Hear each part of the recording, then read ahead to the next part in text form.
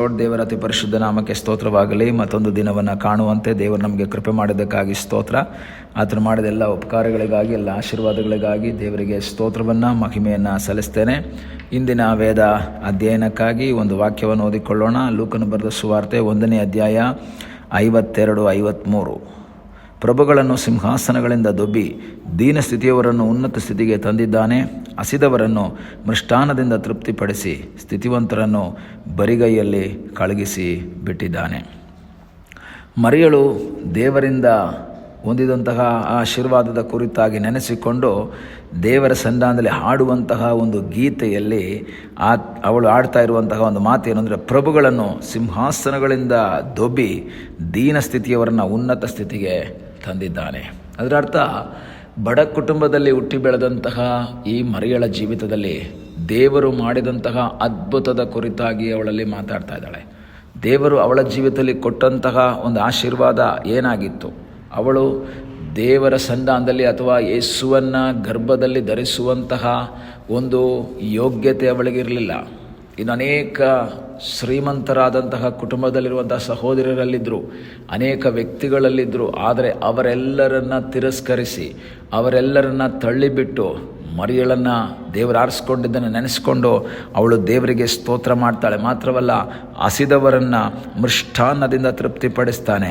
ಸ್ಥಿತಿವಂತರನ್ನು ಅಂದರೆ ತುಂಬಿದಂತಹ ಹೊಟ್ಟೆಯುಳ್ಳವರು, ತುಂಬಿದಂತಹ ಮನಸ್ಸುಳ್ಳವರು, ಸಾಕು ಎಂಬ ಮನೋಭಾವವುಳ್ಳವರನ್ನು ಏನು ಮಾಡ್ತಾನೆ? ಬರಿಗೈಯಲ್ಲಿ ಕಳಗಿಸಿ ಬಿಟ್ಟಿದ್ದಾನೆ. ಪ್ರಿಯ ದೇವರ ಮಕ್ಕಳೇ, ನಮ್ಮ ಜೀವಿತದಲ್ಲೂ ಸಹ ಅದೇ ರೀತಿಯ ಅನುಭವವನ್ನು ನಾವು ನೋಡಬಹುದು. ಈ ಲೋಕದಲ್ಲಿ ನಮಗಿಂತ ಉನ್ನತರು, ಶ್ರೇಷ್ಠರು ಆದಂತಹ ಅನೇಕ ವ್ಯಕ್ತಿಗಳಿದ್ದಾಗ, ನಮಗಿಂತ ಯೋಗ್ಯರಾದವರು ಅನೇಕರಿದ್ದಾಗ, ಅವರೆಲ್ಲರನ್ನೂ ತಳ್ಳಿಬಿಟ್ಟು ಬಡವರಾದಂತಹ, ಯಾವುದಕ್ಕೂ ಯೋಗ್ಯತೆ ಇಲ್ಲದಂತಹ ನಮ್ಮನ್ನು ದೇವರು ಆರಿಸಿಕೊಂಡರು ಎಂಬುದಾಗಿ ವಾಕ್ಯದ ಮೂಲಕ ನೋಡ್ತೇವೆ. ಅಪೊಸ್ತಲನಾದ ಪೌಲನು ಕೊರಿಂಥದವರಿಗೆ ಬರೆಯುವಾಗ 1ನೇ ಪತ್ರಿಕೆಯಲ್ಲಿ ಆತನು ಹೇಳ್ತಾ ಇದ್ದಾನೆ, ಸಹೋದರರೇ, ದೇವರು ನಿಮ್ಮನ್ನು ಕರೆದಾಗ ನೀವು ಎಂಥವರಾಗಿದ್ದೀರೆಂಬುದನ್ನು ನೀವು ಆಲೋಚಿಸಿಕೊಳ್ಳಿರಿ. ಯಾಕೆಂದರೆ ನಿಮ್ಮಲ್ಲಿ ಲೌಕಿಕ ದೃಷ್ಟಿಯಲ್ಲಿ ಅನೇಕರು ಜ್ಞಾನಿಗಳಿಲ್ಲ, ಅಧಿಕಾರಿಗಳಿಲ್ಲ, ಕುಲೀನರಿಲ್ಲ. ಆದರೆ ದೇವರು ಜ್ಞಾನಿಗಳನ್ನು ನಾಚಿಕೆ ಪಡಿಸುವುದಕ್ಕಾಗಿ ದೇವರು ಜ್ಞಾನಹೀನವಾದಂತಹ ವ್ಯಕ್ತಿಗಳನ್ನು, ಬುದ್ಧಿಹೀನರಾದಂಥ ವ್ಯಕ್ತಿಗಳನ್ನು ಆರಿಸಿಕೊಂಡನೆಂಬುದಾಗಿ ವಾಕ್ಯ ಹೇಳ್ತದೆ. ಈ ದಿವಸ ಕರ್ತನಿಗೆ ಹೇಳಬೇಕು, ಕರ್ತನೆ, ಅನೇಕರ ನಮ್ಮ ಜೀವಿತದಲ್ಲಿ ಮಾಡದೇ ಇದ್ದಂತಹ, ಆಗದೇ ಇದ್ದಂತಹ ಅನೇಕ ಸಂಗತಿಗಳನ್ನು ನಮ್ಮ ಜೀವಿತದಲ್ಲಿ ಮಾಡಿದ್ದಕ್ಕಾಗಿ ಸ್ತೋತ್ರ. ಕಾರಣ, ಬಲಿಷ್ಠರನ್ನು ನಾಚಿಕೆ ಪಡಿಸುವುದಕ್ಕಾಗಿ ದೇವರು ಈ ಲೋಕದ ಬಲಹೀನರನ್ನು ಆರಿಸಿಕೊಂಡಿದ್ದಾನೆ.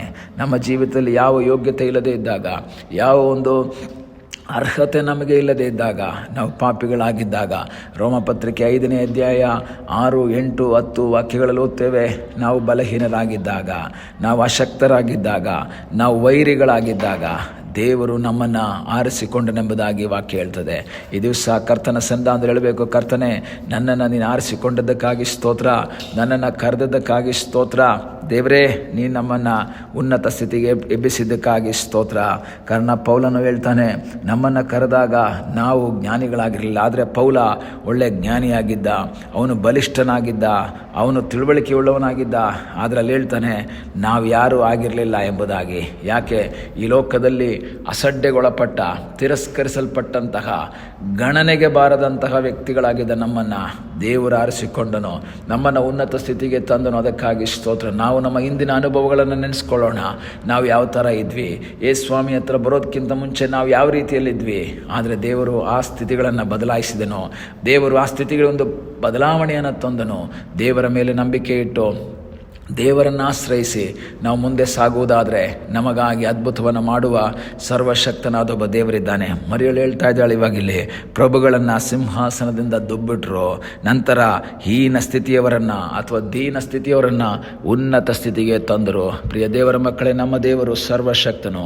ಇಂದಿನ ನಿನ್ನ ಆ ಅನುಭವ ಹೀನ ಸ್ಥಿತಿಯಾಗಿರ್ಬೋದು, ದೀನ ಸ್ಥಿತಿಯಾಗಿರ್ಬೋದು, ಹಸಿವಿನಿಂದ ಬಳಲ್ತಾ ಇರಬಹುದು, ಕಷ್ಟದಲ್ಲಿ, ಕೊರತೆಯಲ್ಲಿ, ಇಕ್ಕಟ್ಟಿನಲ್ಲಿ, ನೀನು ನಿರಾಶೆಯಲ್ಲಿ ಮುಳುಗಿ ಜೀವನವನ್ನು ಸಾಗಿಸ್ತಾ ಇರ್ಬೋದು. ಆದರೆ ದೇವರು ನಿನಗಾಗಿ ಅದ್ಭುತವನ್ನು ಮಾಡುವವನಾಗಿದ್ದಾನೆ. ನಿನ್ನನ್ನು ಮೇಲೆತ್ತುವಂತಹ ದೇವರಾಗಿದ್ದಾನೆ. ಆತನು ನಿಮ್ಮನ್ನು ತಕ್ಕ ಸಮಯದಲ್ಲಿ ತಕ್ಕ ಕಾಲದಲ್ಲಿ ಮೇಲಕ್ಕೆ ತರುವುದಕ್ಕಾಗಿ ಆತನ ಕೈಗಳಲ್ಲಿ ನೀವು ತಗ್ಗಿಸಿಕೊಳ್ಬೇಕು. ಯಾರು ತನ್ನನ್ನು ತಗ್ಗಿಸಿಕೊಳ್ತಾರೋ ಅವರು ಹೆಚ್ಚಿಸಲ್ಪಡ್ತಾರೆ ಎಂಬುದಾಗಿ ವಾಕ್ಯ ಹೇಳ್ತದೆ. ಯಾರು ತಮ್ಮನ್ನು ಹೆಚ್ಚಿಸಿಕೊಳ್ತಾರೋ ಅವರು ತಗ್ಗಿಸಲ್ಪಡ್ತಾರೆ. ಈ ಹಗಲ ಸಮಯದಲ್ಲಿ ನಮ್ಮನ್ನೇ ದೇವರ ಸನ್ನಿಧಿಯಲ್ಲಿ ಸಮರ್ಪಿಸಿಕೊಂಡು ನಾವು ಪ್ರಾರ್ಥಿಸೋಣ. ಕರ್ತನೇ, ನಾನು ನನ್ನನ್ನೇ ತಗ್ಗಿಸಿಕೊಳ್ತೇನೆ. ದೇವರೇ, ನಾನು ಹೆಚ್ಚಿಸಿಕೊಳ್ಳೋದಿಲ್ಲಪ್ಪ. ಯಾಕೆ ಗೊತ್ತಾ? ಮನುಷ್ಯ ನಮ್ಮನ್ನು ಹೆಚ್ಚಿಸೋದು ಬೇಡ, ನಾವಾಗಿ ಹೆಚ್ಚೋದು ಬೇಡ. ದೇವರು ನಮ್ಮನ್ನು ಹೆಚ್ಚಿಸಬೇಕು. ಈ ದಿವಸಗಳಲ್ಲಿ ಕರ್ತನ ಸನ್ನಿಧಾನದಲ್ಲಿ ನಮ್ಮನ್ನೇ ಸಮರ್ಪಿಸಿಕೊಂಡು ನಾವು ದೇವರ ಸನ್ನಿಧಾನದಲ್ಲಿ ಪ್ರಾರ್ಥನೆ ಮಾಡುವಾಗ ನಮಗಾಗಿ ಅದ್ಭುತವನ್ನು ಮಾಡುವ ಸರ್ವಶಕ್ತನಾದ ಒಬ್ಬ ದೇವರಿದ್ದಾನೆ. ಮರಿಯಳನ್ನು ಉನ್ನತ ಸ್ಥಿತಿಗೆ ನಡೆಸಿದಂತಹ ದೇವರು. ಇಂದು ಮರಿಯಳ ಹೆಸರು ಪ್ರಸಿದ್ಧವಾಗಿದೆ. ಎಲ್ಲ ಕಡೆಯಲ್ಲೂ ಮರಿಯಳ ಬಗ್ಗೆ ಗೊತ್ತಿದೆ. ಕಾರಣ ಏನು? ಯೇಸು ಅವಳಲ್ಲಿ ಬಂದದ್ದರಿಂದ ಅನೇಕರಿದ್ದರೂ ಸಹ ಅವರೆಲ್ಲರನ್ನ ತಳ್ಳಿಬಿಟ್ಟು ಮರಿಯಳನ್ನು ಆರಿಸಿಕೊಂಡು ಮರಿಯಳನ್ನು ಫೇಮಸ್ ಆಗಿ ಮಾರ್ಪಡಿಸಿದಂತಹ, ಎಲ್ಲರೂ ತಿಳಿಯುವಂಥ ವ್ಯಕ್ತಿಯಾಗಿ ಮಾರ್ಪಡಿಸಿದಂಥ ಒಬ್ಬ ದೇವರಿದ್ದಾನೆ. ಆ ಕರ್ತನಲ್ಲಿ ನಾವು ಆಶ್ರಯಿಸೋಣ. ಇಂದು ನಮ್ಮ ಜೀವಿತದ ಸ್ಥಿತಿಗಳನ್ನು ಬದಲಾವಣೆ ಮಾಡುವ ಸರ್ವಶಕ್ತನಾದ ದೇವರಿದ್ದಾನೆ. ಆ ಕರ್ತನಲ್ಲಿ ಆಶ್ರಯಿಸಿ ಮುಂದೆ ಹೋಗೋಣ. ಕಣ್ಣುಗಳನ್ನು ಮುಚ್ಚೋಣ, ಪ್ರಾರ್ಥಿಸೋಣ. ನಮ್ಮನ್ನು ಬಹಳವಾಗಿ ಪ್ರೀತಿ ಮಾಡುವ ಪರಲೋಕದ ತಂದೆಯಾದ ದೇವರೇ, ಸಮಯಕ್ಕಾಗಿ ಸ್ತೋತ್ರ. ನಮ್ಮನ್ನೇ ನಿನ್ನ ಪಾದ ಬಳಿಗೆ ಒಪ್ಪಿಸಿಕೊಡ್ತೇವೆ. ನಿನ್ನ ಕೃಪೆಯಲ್ಲಿ ನಮ್ಮನ್ನು ಮರೆ ಮಾಡುವಂಥ ದೇವರು ನಿನ್ನಾಗಿರೋದಕ್ಕಾಗಿ ಸ್ತೋತ್ರ. ನೀನು ಮಾಡಿದ ಎಲ್ಲ ಉಪಕಾರಗಳಿಗಾಗಿ, ಎಲ್ಲ ಆಶೀರ್ವಾದಗಳಿಗಾಗಿ ನಾವು ನಿನಗೆ ಸ್ತೋತ್ರವನ್ನು, ಮಹಿಮೆಯನ್ನು, ಘನತೆಯನ್ನು ನಾವು ಸಲ್ಲಿಸ್ತಾ ಇದ್ದೇವೆ. ನಮ್ಮನ್ನೇ ನಿನ್ನ ಪಾದ ಬಳಿಗೆ ಒಪ್ಪಿಸಿಕೊಡ್ತೇವೆ. ನಿನ್ನ ಕೃಪೆ, ಸಾನ್ನಿಧ್ಯ, ಆಶೀರ್ವಾದ ನಮ್ಮ ಮೇಲೆ ನಿರಂತರವಾಗಿ ದಯಪಾಲಿಸೆಂಬುದಾಗಿ ನಾವು ಪ್ರಾರ್ಥಿಸ್ತೇವೆ. ಅಪ್ಪ, ನಮ್ಮನ್ನು ಉನ್ನತ ಸ್ಥಿತಿಗೆ ನಡೆಸುವಂಥ ದೇವರು ನೀನಾಗಿರೋದಕ್ಕಾಗಿ ಸ್ತೋತ್ರ. ಪ್ರಾರ್ಥನೆಯನ್ನು ಕೇಳೋದಕ್ಕಾಗಿ ಸ್ತೋತ್ರ. ಯೇಸುವಿನ ಮುದ್ದಾದ ಹೆಸರಿನಲ್ಲಿ ಬೇಡಿಕೊಳ್ಳುತ್ತೇವೆ ನಮ್ಮ ಪ್ರೀತಿಯ ತಂದೆಯೇ. ಆಮೇನ್. God bless you.